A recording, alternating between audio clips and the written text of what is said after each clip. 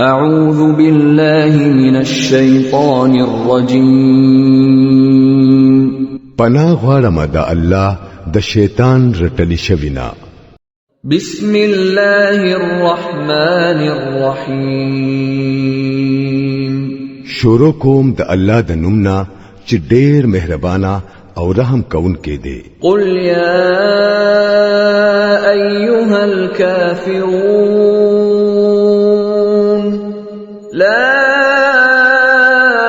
أعبد ما تعبدون ولا أنتم عابدون ما أعبد ولا أنا عابد ما عبدتم ولا أنتم عابدون ما أعبد لكم دينكم ولي دين.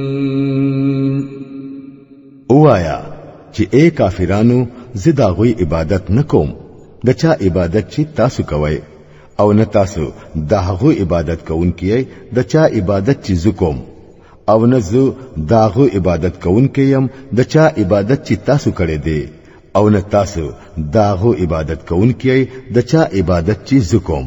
ستاسو د پاره ستاسو دین او زما د پاره زما دین.